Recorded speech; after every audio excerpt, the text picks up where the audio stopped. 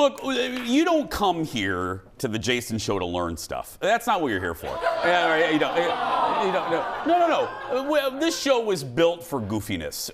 But we have some guests that I love so much that they're the exception to the rule.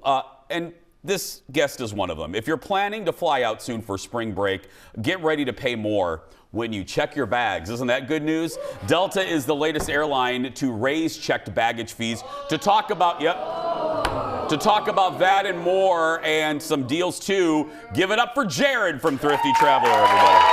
Hi, buddy. You are the exception. But I'm already getting booed before. You're not getting. I got booed. No, the audience was booing Delta, not you. They were booing me earlier, I'm so very that's where sensitive. No, I'm just joking. I'm kidding, audience. No, I love you guys, especially my bar women in the front. Anyway, yeah. Okay.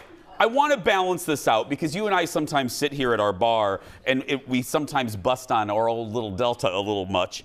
But Delta made headlines again. Check bags fees. How much are they going up? Yeah, they're going up $5 from 30 to 35.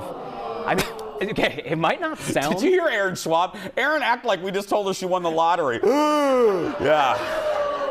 I love you. I know. You know, it might not sound like a lot, but in the U.S., just U.S.-based airlines last year charged, or the year before, charged over $7 billion. Billion with a B in bag fees alone. So this is big business. They raise them, $5, but this is a lot of money. $7 billion. Collectively, the U.S. airline industry. Mm-hmm. And this wasn't a thing, Jared, I don't want to put you on the spot. Didn't baggage fees pop up 90s? I mean, they've been popping up every few years, like 4 or 5 years. I mean, one airline does it, then they all follow suit. Of course. I mean, it's inflation. Oh, my good money. $7 billion. Yes. Okay, next, another headline. JetBlue and Spirit, it looks like they're not going to merge. Yeah, Spirit, everyone's favorite airline, is not going to be merging with JetBlue. Spirit was actually going to become JetBlue, which is a very large airline. The U.S. Department of Justice and the courts said anti-competitive and criticized it, and it's fallen apart. So ultimately, do you think reading the tea leaves, reading the crystal ball that you have in your Thrifty Traveler office, this is better for consumers? It's always because more competition is usually better for us. Look, you. Why am I even here? I know. Because you're way better looking. That's why you're here. Yeah. No, but it's true. That is it. Everything boils down to competition. We want as many airlines as possible as consumers. Yeah. Look at that, the government. Look, they did something that we like. I love it, yeah. I will say, you and I talked off camera. I had mentioned, speaking of low-cost carriers, I had traveled on local airline based here, Sun Country, but it's everywhere. Flies into Orlando, yeah. I had not flown on them in years. This is not a commercial. They ain't paying me. I was telling Jared, I had a really great experience with them. Yeah, there was a lot of criticism a few years back when they kind of transitioned from a leisure carrier to kind of like an ultra low-cost carrier, similar to Spirit, but not the same. No. You guys did a great article about that, about the change, the comparison of like, it's not that bad. You compared seats and food and service, and read that article, everybody. It can be, as long as you understand the fees, cheaper than Delta, no question. It's not exactly the same experience, that premium feeling experience you might expect on Delta, but you can save a bunch of cash, and they have great routes. Let's go to, and growing every day. Okay. Anytime my friend is here, we talk deals. Any late spring or summer deals to look out for? Yeah, and just so everyone knows, to find these deals, hop on Google Flights. That's the best tip for finding cheap fares. Use Google Flights. Again, not being paid. This is just the best tip. Minneapolis deals to Venice, Italy on Delta this spring and fall for $526 round trip, Venice, Italy. So normally around $700 or $800. Yeah. Athens, Greece, similar pricing, $539, similar time period. And Bogota, Colombia, maybe not everyone's first idea for a cheap flight. That's where producer Ted is. Yeah. I think we sent him to, $258, normally around $500, August through November. And I've got some from Chicago to Rome, nonstop, $524, nonstop round trip on United this spring, and even summer, August. So peak summer, normally very expensive, so yeah, $524. Seattle to London nonstop on Delta for $586 this spring and summer. And Orlando to Bermuda, there's a brand new airline called Bermuda Air that just launched and had a bunch of cheap fares, nonstop round trip for $297. And Bermuda's in the middle of the Atlantic. Yeah. If anyone's wondering where that's at. And let me ask you just generally. Education. See? Education. You do learn something on this show sometimes. Are you?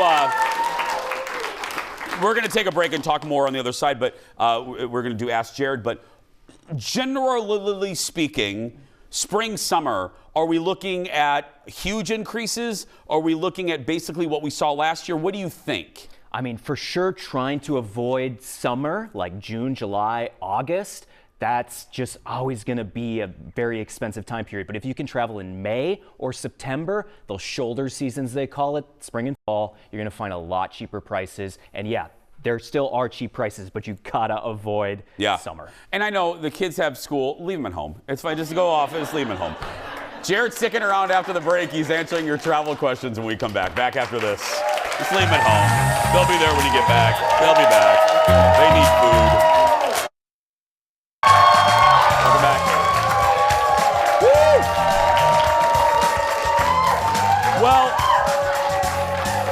Welcome back, everybody. Anytime our buddy Jared from Thrifty Traveler is here, we loan him to you for a few minutes. His wife doesn't mind. And we put out a call on our Jason Show social media for you to ask your questions. Are you ready to go, Jared? Oh, I'm ready. Okay, here we go. Ask Thrifty Traveler time. First up is Mary. Hello, Mary. She goes, hey, Jared, are there any, do you have any recommendations for last-minute trips for April spring break? Mm-hmm.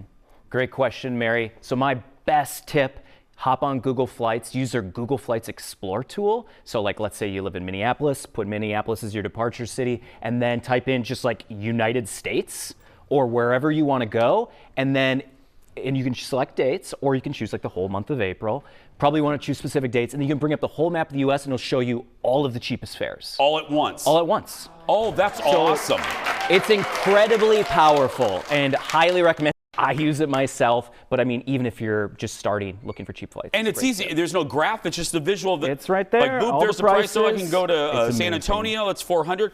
Oh, that's great. What is it again? Google Flights Explore the Explore tool is what it's called. If you want to learn more about it, go to thriftytraveler.com. Search Google Flights Explore. Next, Tony. Hi, Tony. He says he's flown Delta exclusively for many years, but he did not routinely use his miles member number for every flight. Tony wants to know, how long do airlines retain a customer's miles and past flights? Yeah, so that's it's a great question, and this has happened to me personally. So specifically for Delta, it's going to vary based on airline. You have 9 months with Delta from the time you fly until you can request a mileage credit because you forgot your miles or whatever. So if it's been years, more than 9 months, you're not going to be able to request a credit. But if it's been a few weeks, up to of course 9 months, you can still get that credit and it will apply. Can you imagine like flying for years and you didn't get credit for it and you just realized it? Oh! Those are my types of nightmares. Those are the ones I wake up screaming. Yeah. Oh.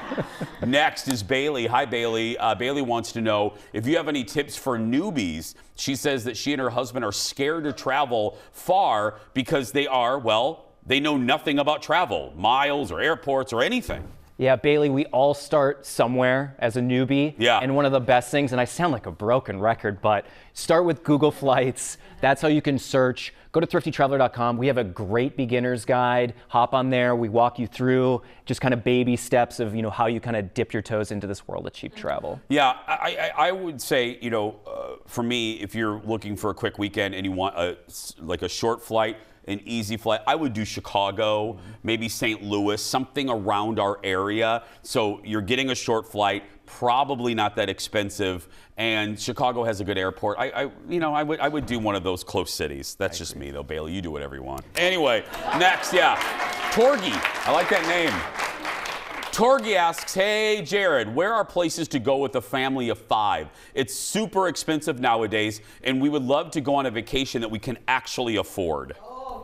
That's a great, general, but a great question. No, and family travel is incredibly expensive. So something that my family does, and I know I'm traveling with grandparents, 2 kids under the age of 2, shortly to Europe. How's so that one going of the things, for you? it's going good. Yeah. But one of the ways that you can definitely save is trying to just find a cheap flight first. We call it the flight first rule. Oh. Like, let's say, places that are, in the United States to travel to, like Florida, where, it's somewhat exotic, warmer, but there's cheap fares there. And when you get on the ground, it's cheaper. The next thing, especially with a family, look at Airbnb Yes. or VRBO. Yeah. That is the secret to saving, because you don't want to get 2 hotel rooms. And if you can go to Costco, stop by Costco, get a bunch of groceries, cook in the Airbnb, that's the ticket. Yeah.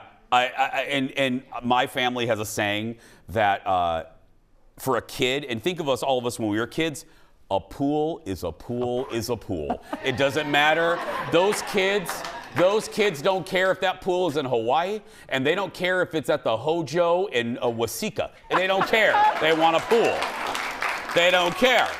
A pool is a pool. Get them a noodle and keep them quiet. Anyway, next. Nancy says That is actually amazing advice. It is. I'm not kidding. People are like, I'm going to take my kids to Hawaii. I'm going to take my family of 15 to Hawaii. They don't care. Don't lie to yourself. No. Next, Nancy says she's going from MSP to New Orleans in July. Are tickets going to get cheaper? Summer travel is really tough. One of the recommendations for sure would be to set up some Google Flights price alerts. Yeah. So you can go into Google Flights again. I sound like I'm sponsored, but you can set up alerts and they'll send you email alerts when prices go up or down. And they when do. You see a big drop. Yes, they do fluctuate. Flight prices fluctuate all the time. So set up those price alerts. When prices drop, book. There we go. Give it up for Jared, everybody, for the latest travel news and deals. Head to thriftytraveler.com. Coming up next, the common things that we do that are actually very rude. Find out what they are when we come back. Back after this. Thank you, buddy. Yeah, thanks for having me. So where are you going?